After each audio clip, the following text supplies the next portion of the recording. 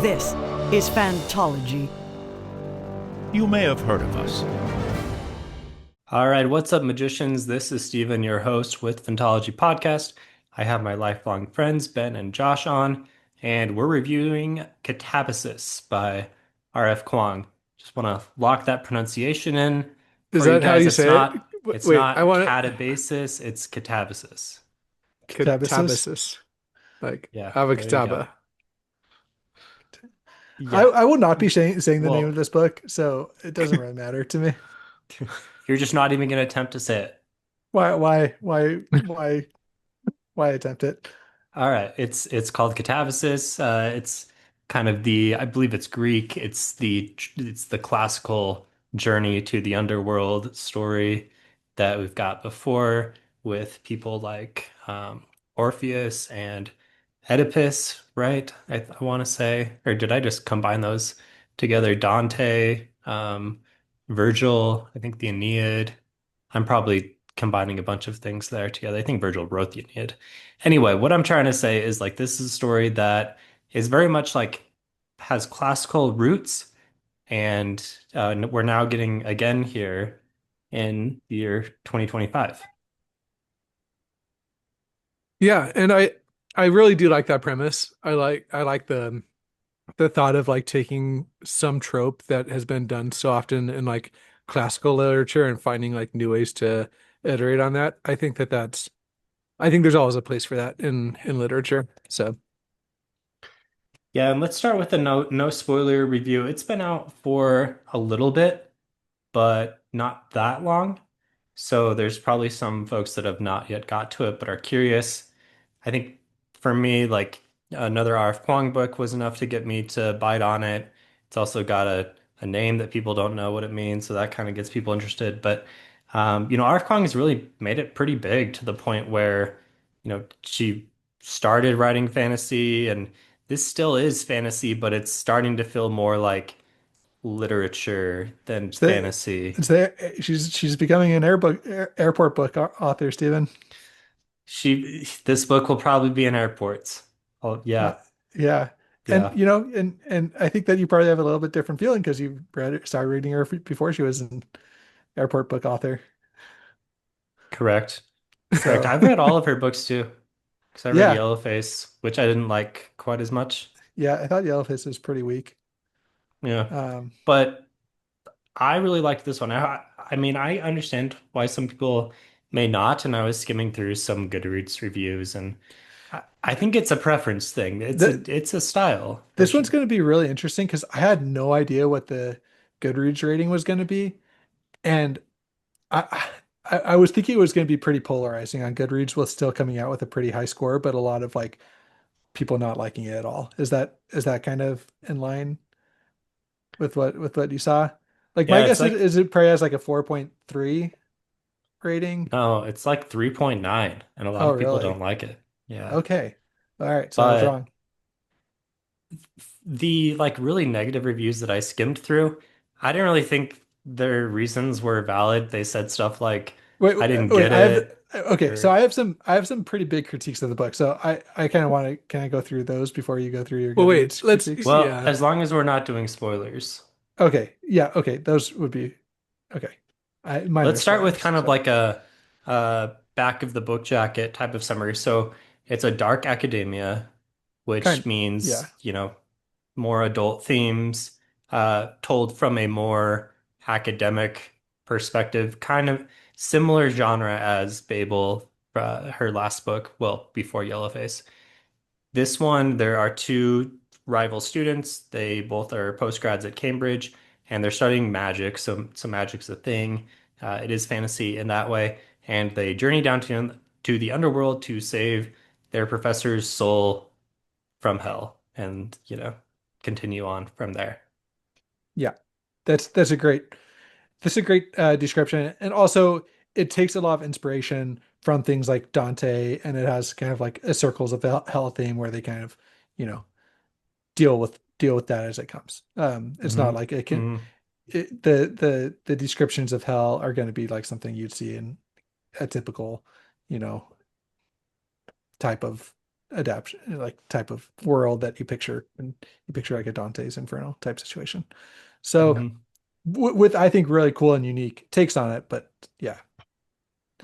Um, And there's and also, I will say that there's also like a type of magic system that's in the book. Like, so if you're like, I guess the back of the book summary would be you find inconsistencies in logic that can break the bounds of physics for a time being. Which is also Hmm. like kind of like a unique, kind of like Sanderson-esque way of approaching a magic. And it's maybe medium hard, right? It's kind of soft in the fact that like you never know exactly what it can and can't do, but like there is like a logic to it, Hmm. or maybe a lack Yeah, thereof.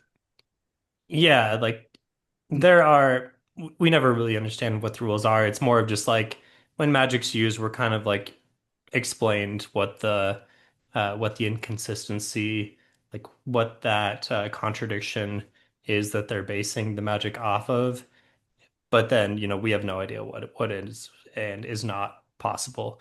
The magic is not a big part of the book. It's more just kind of the foundation of who the characters are and adds to the, thematic elements, Yeah, adds a flair of no, fantasy I to think I it. kind of disagree with that. Almost, I think it's a pretty big part of the book, honestly.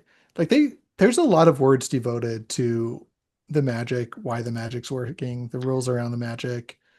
I mean, I think it's more than, I don't think it's foundational to the story. Like I think you can tell the same story with the same themes, etc., without there needing to be magic, but I mean, it makes it more fun for having magic. yeah, I guess. I don't think you're necessarily wrong with saying that, but like, I mean, you can tell most stories without focusing on the fantasy, but this one does like it spends a lot of time trying to convince the reader, like, and that might be, I think that might be one issue that I have with it is that it spends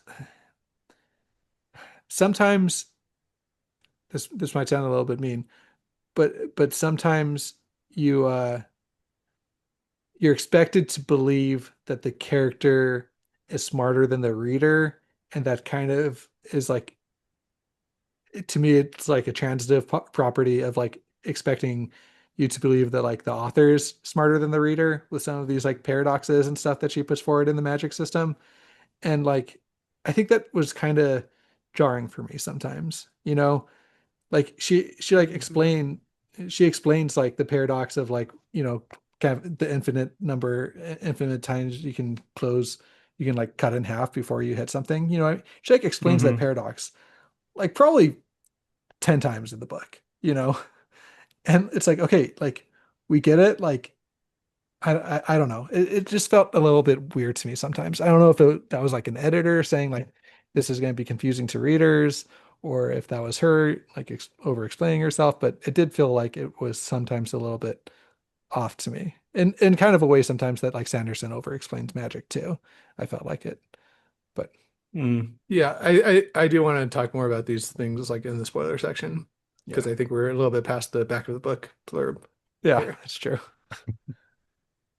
Yeah, Yeah. I mean, we didn't do any plot spoilers, so I think we're still fine. I'll say so. Let's talk about pros and cons of like who's gonna like this, who's not. So maybe a pro or a con, depending on your preference. Like this is very literary in that it's not a action focused, journey through hell. They're going to overcome all these odds and obstacles and all these things. Like there certainly are those things, but it's much more about the themes that are developed and the characters' journeys, and kind of learning about themselves and where they get to by the end. So, like I could see the kind of like what you said, Ben. Like I could see this popping up as like on high school reading lists in a few years. I don't know how many years, but it reads like that. There's a lot that you can kind of glean from the book, but I know that's not always what people are looking for when they, open up a fantasy book.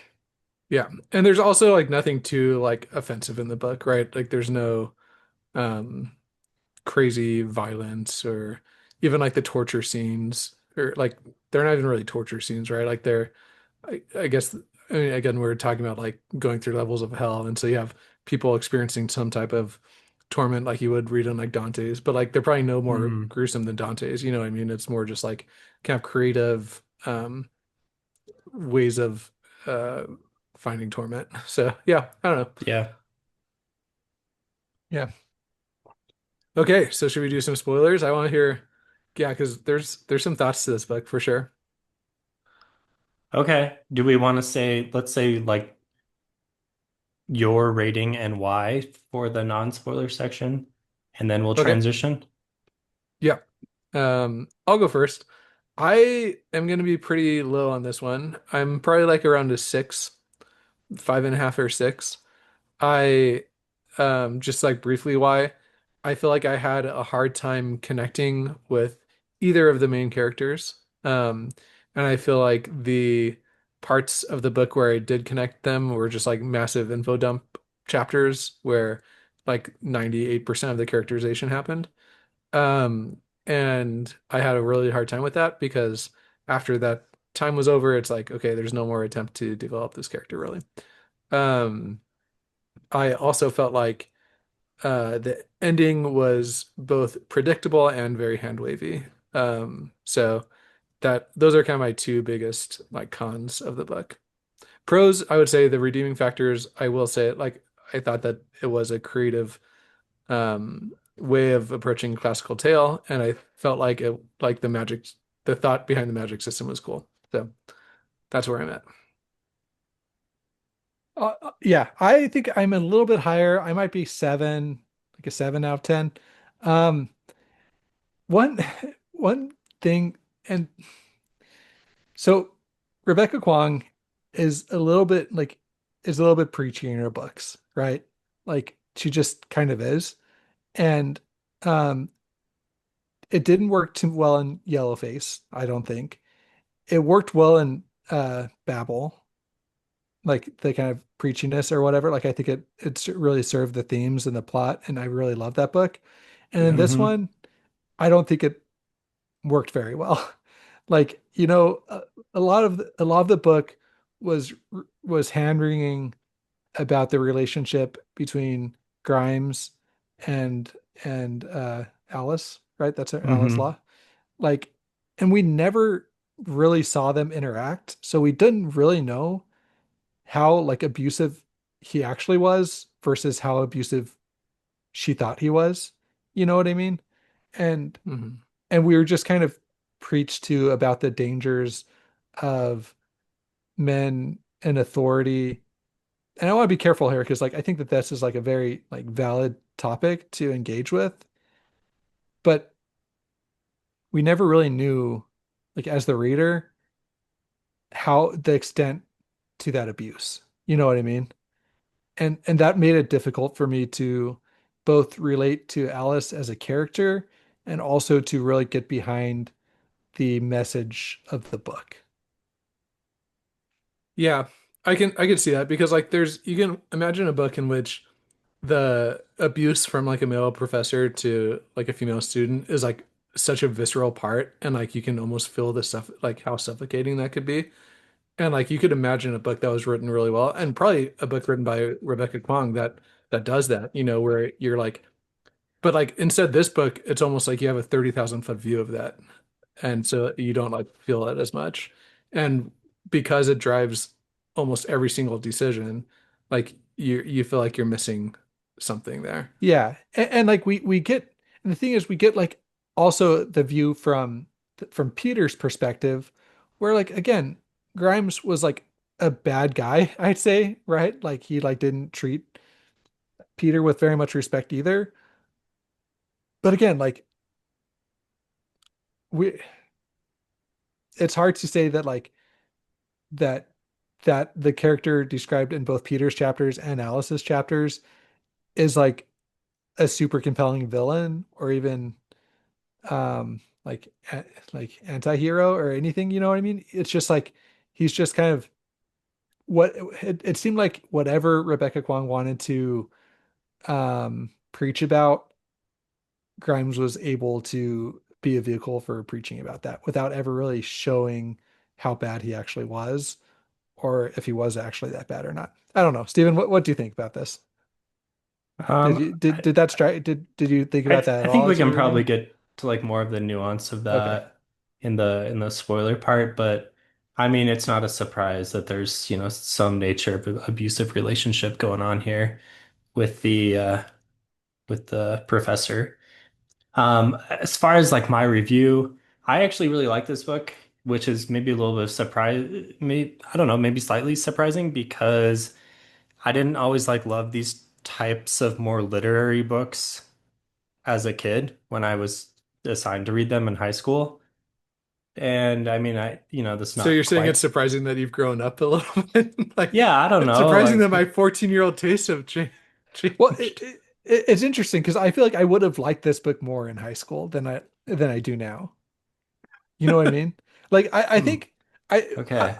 well, Josh is okay, like, hold on. this is like good for middle Josh has schooler. reverted. It's perfect for Steven. No, it's perfect for Steven's level No, of I'm just readership. saying, like, I think I would totally 100% recommend this book to like a senior in high school that's about to go to college and be like, hey, you should read this book. It's both like a good story, good book, good characters, and also has like a pretty applicable lesson with the fact that you're going to be running up against, you know, figures that might try and take advantage of you, both, maybe in like predatory way, but also just like try and eke out as much time and work from you as possible and not treat you very well. And like, I think that this is a good demonstration of all of that and like could be really good for someone to read that's going into a college, especially if it's more of like a prestigious college or into the workforce too. All right, Steven, we hijacked your simple Yeah. rating there. Yeah. Sorry. Yeah. So I had a lot of thoughts about this book. Go ahead. Sorry. sure. Yeah. Yeah. So I think I pretty hard disagree with like both of Ben's cons. Like I thought the characters were actually really good.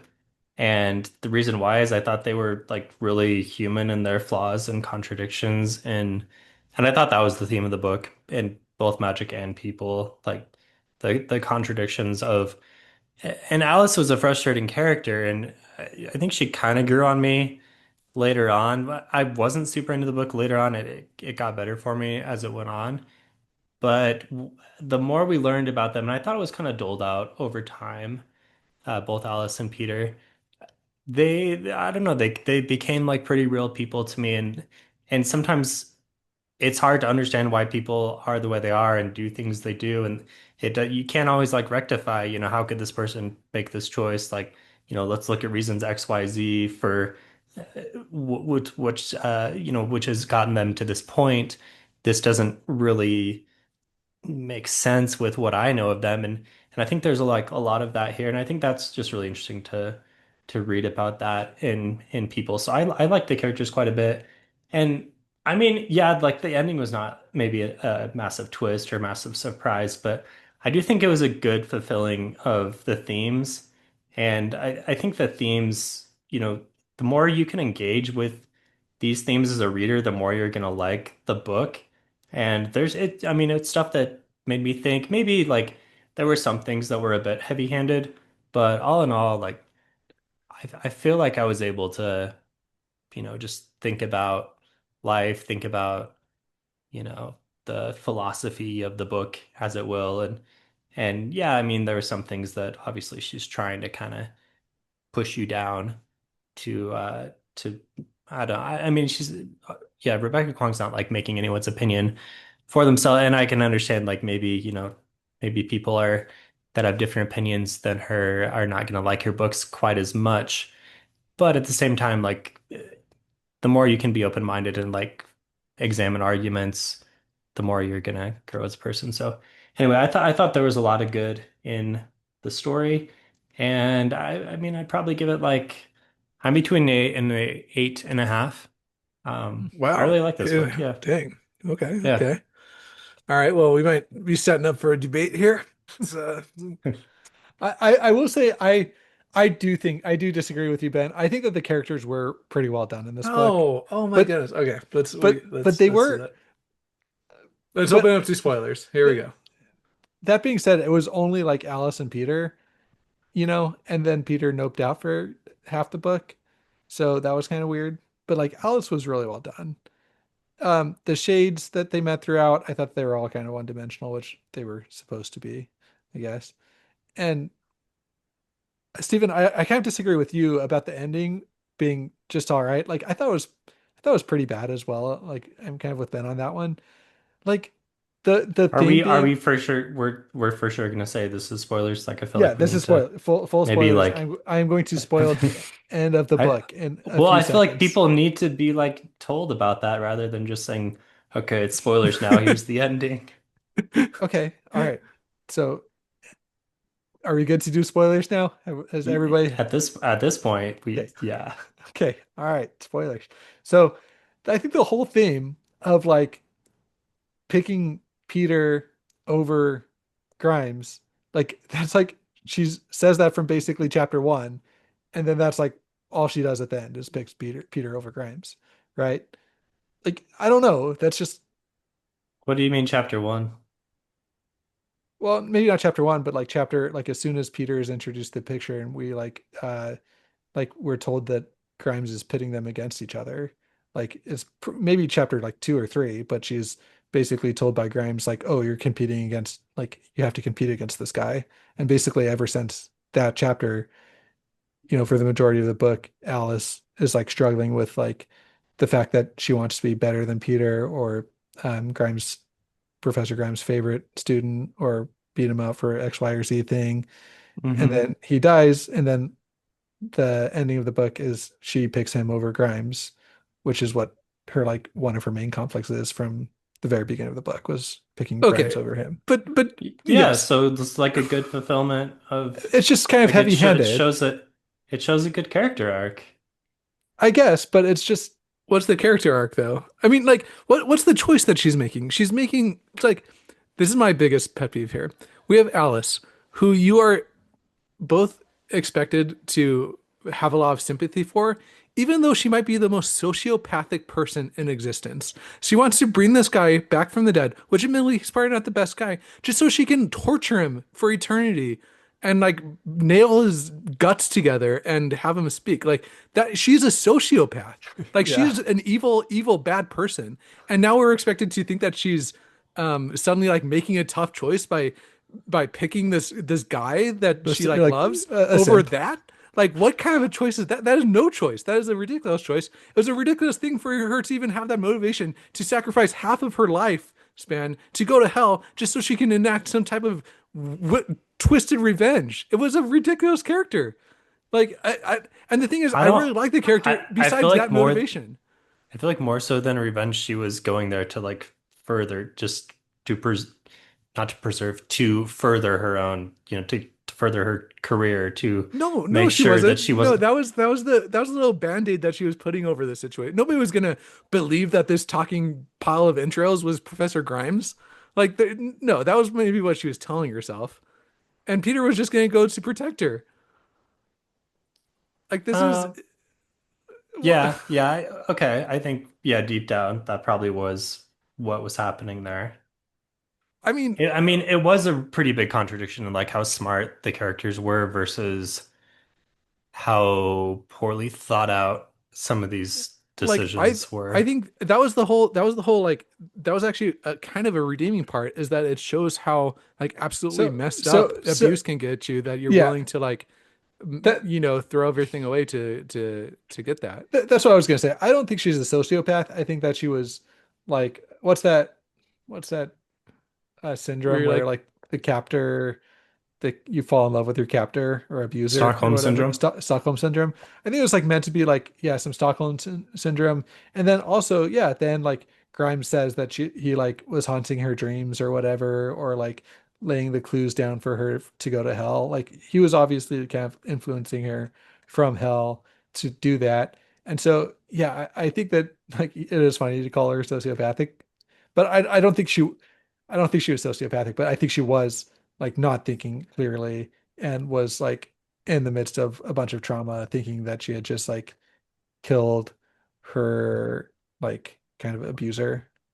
but the Um, thing is, it wasn't like a day. Like they had been like wasn't like weeks that they were kind of studying this problem out. So yeah, yeah. I she was like definitely in like the midst of like a manic depressive like situation, but like that wasn't obvious. Like she was acting like a normal person, and like so either the whole book was like some crazy unreliable narrator situation where you shouldn't be expected to like believe anything that's happening really, or like you treat it like she's a normal character that you can relate to on all the normal levels and is just acting like sociopathically. Like I don't know, just kind of a weird thing. And then like same similar story with Peter. Like, why is he there?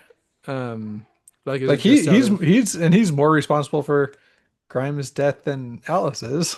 yeah, he like kind of meant to do it, right? So, No, he didn't mean to. He just like failed to review. uh, no, that Dude, was that's it's basically like if you cut the brakes in someone's car and like it's like, oh well, I'm sure they'll check their brakes before they drive.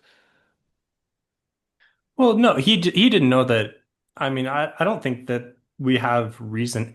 They did like I think there was a little bit of He text to kind of debating this to how much he meant to do it he versus he left he left he left a trap that if Grimes didn't catch, then he would die. And he was like, and it was basically like, oh, if he's smart enough to catch it, then like assuming that he would be smart enough to catch it. But I guess it would be more like cutting the brakes of a mechanic who is going to check out their car once before they drive or something.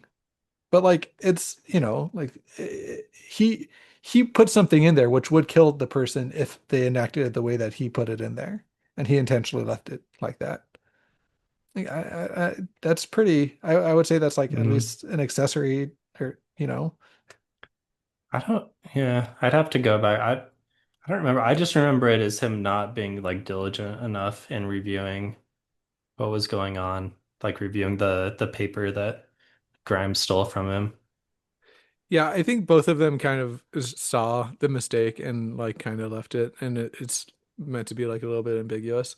And again, I think that this whole theme of like an over like excessively abusive professor that like really messes up his students is like a good theme, and I think it just like something missed with me, and I feel like it was a mix between being heavy-handed of like having like this the other girl that committed suicide because of it, and like I don't know, it was just like that was the theme of the book, which is just and which is why it goes back to the fact that it never felt like the oppressiveness of it was never like felt viscerally by the reader. It was just like kind of hinted at, and then like you have all these characters that are supposedly very smart and bright that are acting like terribly because of it. So I don't know. That's kind of yeah. my rant. And I I will think say it seems like because of the way the story structure, like I'll give you some props on like okay, valid. And I think the reason for that is because the way the story was structured was the reader was designed to, kind of be learning more and more about, okay, here's what really happened, here's who these characters were. And that maybe is hard to rectify with what we've seen, like how we've seen these characters act previously, how are they currently acting versus, okay, like this is what happened in the past. And so, yeah, it is maybe hard to put your finger on like what exactly are these people's motivations and abilities and like levels of sanity. yeah, and you know, a lot of it does come down to the magic too, I think with in terms of Alice, because a lot of it comes down to how much you buy how bad Grimes is. And like I don't want to justify like any version of abuse, and I think he definitely was abusive. But the main abuse I think towards Alice was like treating her like an animal basically, or like a test subject with like the carving the like or with like the tattoo of the incantation that made her remember everything. I think that's like by far the worst of it. Well, and But the sexual assault. well, he never really sexually assaulted her outright. Well, he cornered I her and mean, then yeah, took like because she declined his sexual advances, he like basically iced out her career. I think that that's a form of sexual assault. Yeah, yeah. Yeah. yeah, we don't need to debate like what type of abuse is worse than others. Like, Well, I yeah, know. it's Yeah. So, so anyway, but without I mean, he never, yeah, yeah. I don't want to say he didn't like sexually assault her, but he like, uh, yeah. But with uh, with Peter, like, yeah, he stole his research, but Peter also disappeared without giving a reason for like months at a time. And so, like, I don't know if you're like a professor who's working with a post grad student who you're like helping research, and then like he leaves and abandons all of his research that could be potentially groundbreaking. Like I don't know, like obviously it's theft and bad, but like I don't think that's like as evil as like we're meant to believe it is. You know Yeah. what I mean? I mean, Peter, like, I don't think Peter did anything wrong in the way that he handled his medical disorder. Like he told Grimes about it. He maybe didn't like tell him, "Hey, I need to like go have this surgery and I'm going to be gone for several weeks." But at the same time, when he told Grimes about it the first time, Yeah, he got nothing back. So, I mean, Grimes was if really that's bad. Yeah, yeah, if that's me, I don't know if I'm gonna I don't know, you probably involve HR at that right. point, right? Like So but that's the this is thing. back But in the this is supposed to be back in like the 80s, 90s that's ish. kind of So, ambiguous, I thought too. But yeah. like, do you like go set a trap to potentially kill him for it? Like that, is it wrong? Yes. And like, should he be reported to HR? Absolutely. And like all of these things. But I don't think it's like worthy of death. You know what I mean? Yeah, I mean I'll totally accept that. I think sometimes like Steven's like, it might be worthy of death. You never the know. one no the one the like the one plus one doesn't always equal two in terms of like here's what the characters' motivations Yeah. were, here's what happened to them, and like now they do this, and you're like, yeah, like it may seem a little extreme, and I think that's like for me when I was reading it, I just chalked it up to like the whole contradiction of humanity is like the big theme of the book, and therefore maybe it seems a little inconsistent, but maybe that's almost being like overdone to get there. But I don't know, maybe I'm being too kind in I, that. I think the other thing that was hard is that like there was no subtlety with any of the like academia stuff. Like because we know that Rebecca Kuang is like an academic, right? Or that's like where she got her start was kind of these in these more academic circles. And so it's like she's writing about something that she obviously knows. And so part of it as a reader, you're like, how much of this of her own experience is she putting in this book? How much like if you I've never been like around such like an environment like that, so I'm trusting that this is like accurately reflective of that. But then you kind of have like just this one character that is supposed to reflect back like everything bad about that, which also makes it like a little bit harder to really believe. Um, I so mean, I don't know. she's basically taking all of academia and like putting it into hell. Like every part of hell was now like, this is kind of like a college campus almost. Yeah, waiting I Which for the don't think, dissert. I really doubt that's Rebecca Kwong's like actual experience in academia, at least like not 100% because she's pursuing her third postgrad degree right now. So like right, surely she would have stopped but then long like ago if it was talk really about that some of the bad. positives, you know what I mean? I don't know, like, and maybe it is more, I mean, but like also that's not what the story is though, right? Like okay, yeah, sure, we but we like don't not, the author does not need to reflect positively or negatively on any subject in the okay, that's book. fine, Like that's fine. But then like also why is it just like academics in hell? Like what?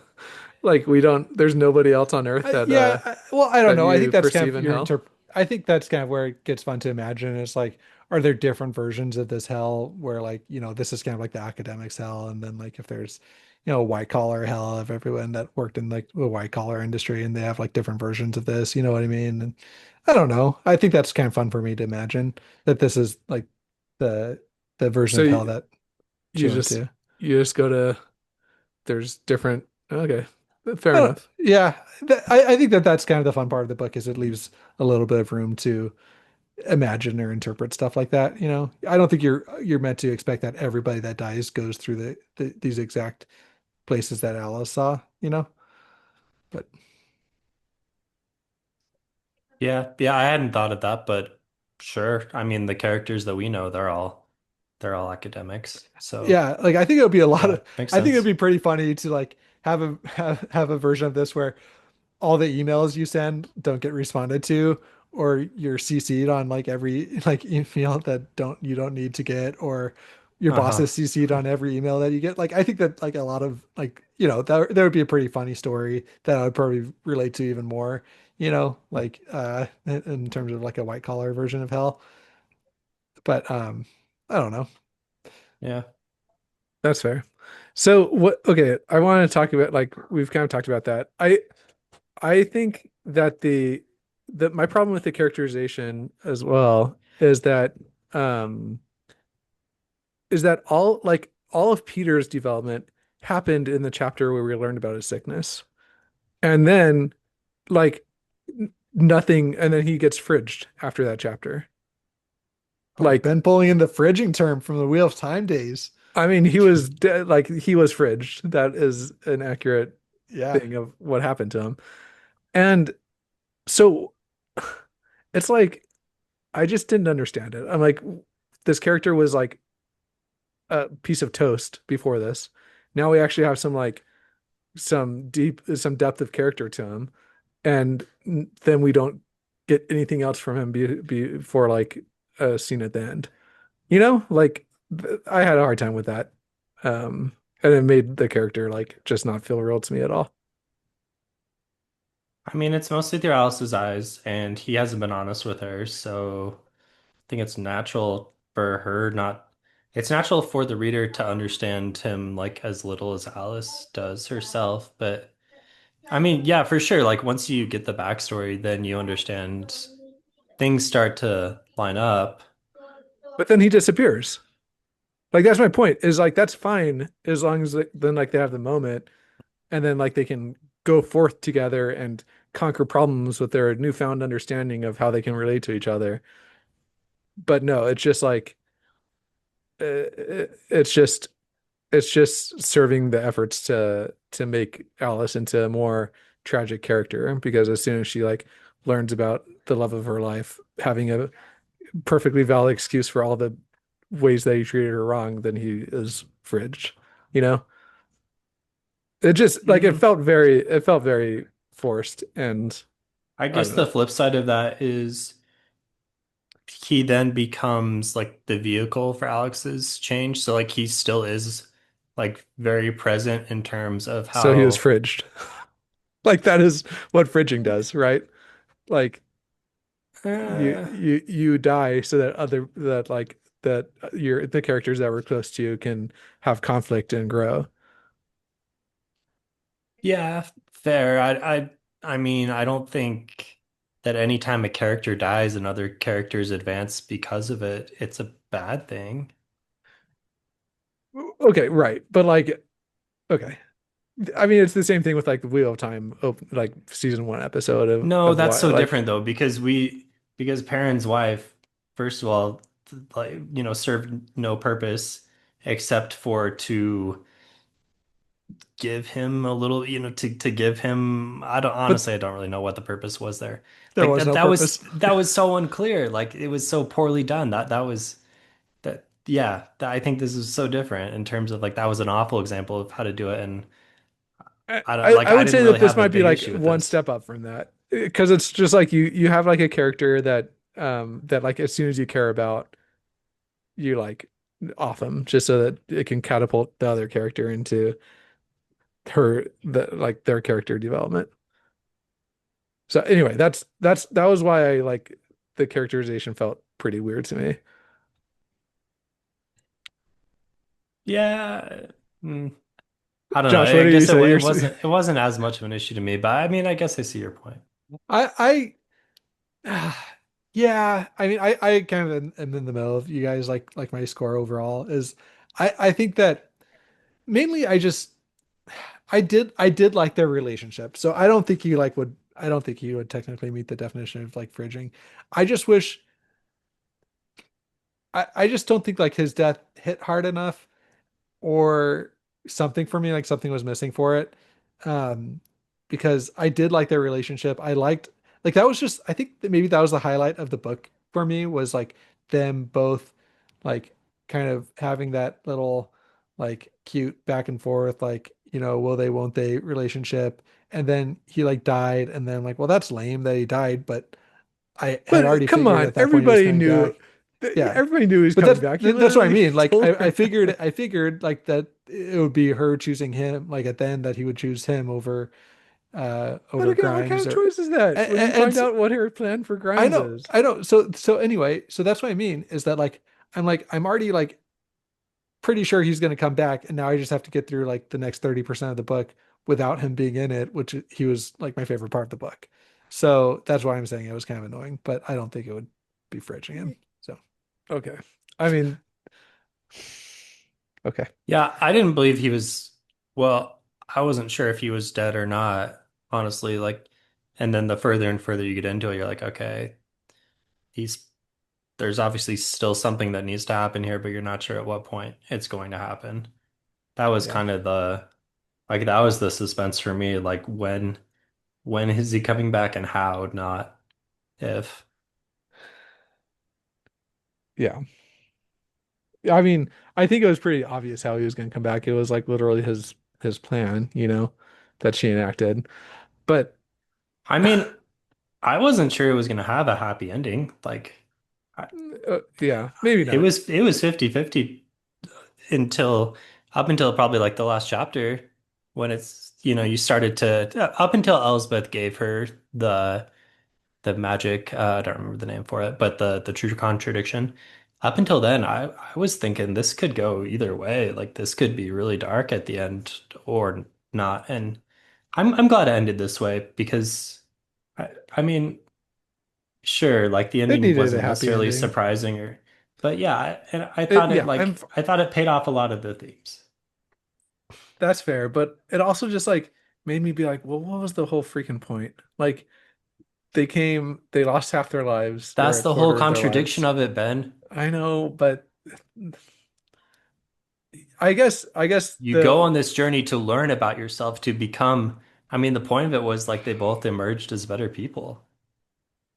Like yeah. that's the arc of the whole of the characters that you didn't like so much.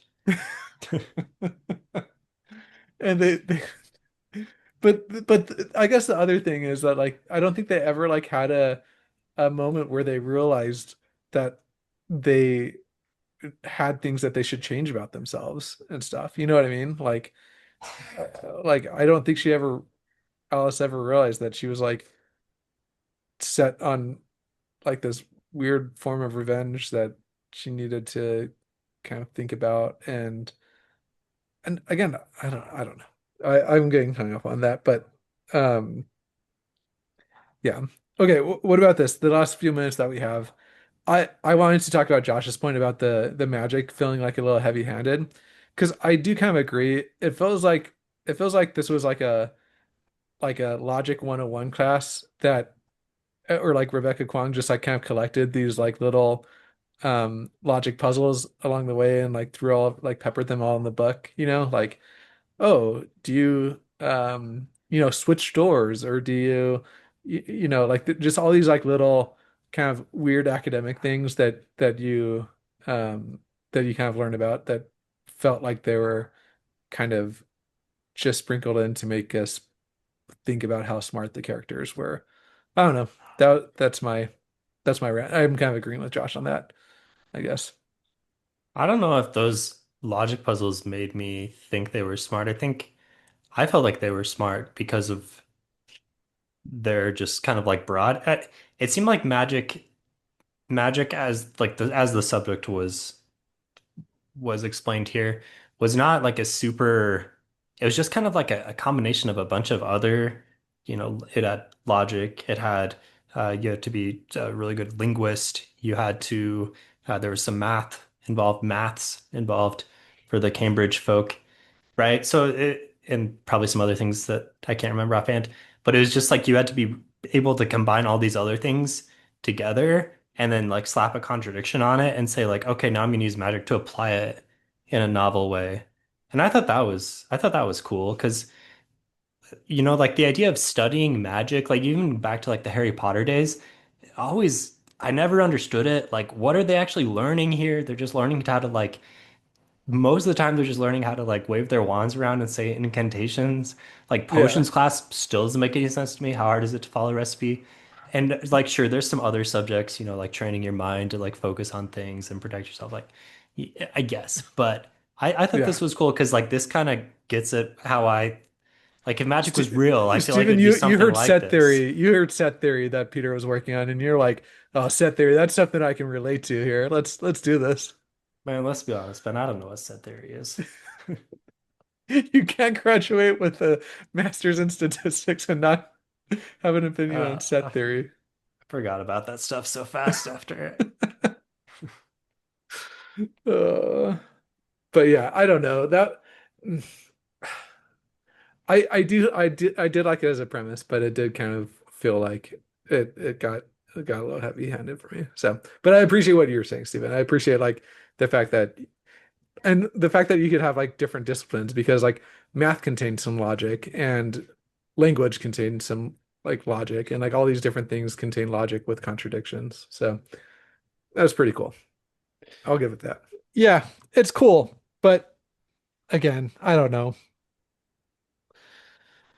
It just felt like it got over explained a lot and um you were just waiting to see what different paradox Rebecca Kuang was going to throw at you, and that was what the magic system was, which is a cool magic system, but I I kept hoping that there would be Well, a paradox set up within the book, you know what I mean, that like would be used, and instead like it was just a super MacGuffin. mind blowing.